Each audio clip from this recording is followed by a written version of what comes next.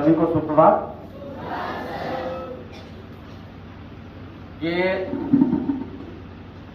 24 तारीख से भारत सरकार के द्वारा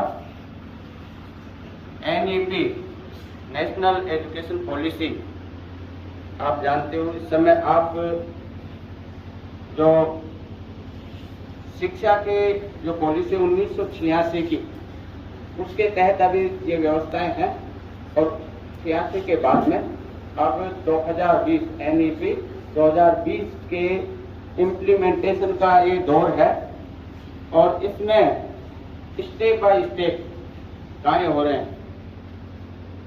बहुत से परिवर्तन होंगे, बहुत से हमारी शिक्षा के तरीके बदलेंगे। तो इसके लागू होने के तीसरे साल को, थर्ड ईयर को पूरा भारत सेलिब्रेट कर रहा है और इससे विशेष रूप से आप ही ज़्यादा अधिक प्रभावित होंगे। आप ही इसके अंतर्गत जो एजुकेशन प्राप्त करने वाले विद्यार्थी हैं, उनके लिए ये व्यवस्थाएं हैं।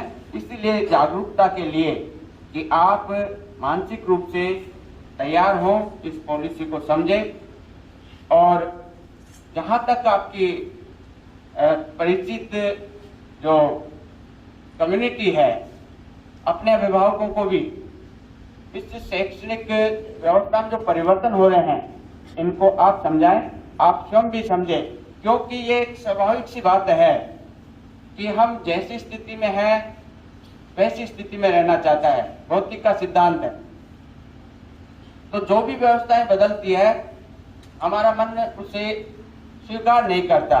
भले ही बदतर स्थिति में हो तो हम बदतर स्थिति में ही अपने आप को ठीक मानते हैं। तो परिवर्तन को जोश के साथ स्वीकार करने से उसका प्रभावी क्रियान्वयन भी होता है और सफलता की संभावना भी रहती है। तो ये आज इसी के लिए यहाँ कुछ जो पॉइंट थे NEP से जुड़े हुए, जैसे कौशल विकास से जुड़े हुए हैं, विषय जो संकाय का जो चयन होता है, बहुत से विषयों को एक साथ लेने की संभावनाओं में विस्तार होने वाला है। करके सीखने की प्रवृत्ति, रखने की प्रवृत्ति से बाहर निकलकर हम प्रैक्टिकली करके सीखें, उस व्यवस्था में परिवर्तन हो रहा है। और भी बहुत सी ऐसी व्यवस्थाएं बन रही है, आप इसका अध्ययन कीजिए कि NEP 2020 क्या है, इसका हमारे जीवन पर यानी विद्यार्थियों के जीवन पर कितना प्रभाव पड़ेगा, हम इसको बेहतर तरीके से अपने लेवल पर किस तरह से आगे अपने जीवन में उतारेंगे।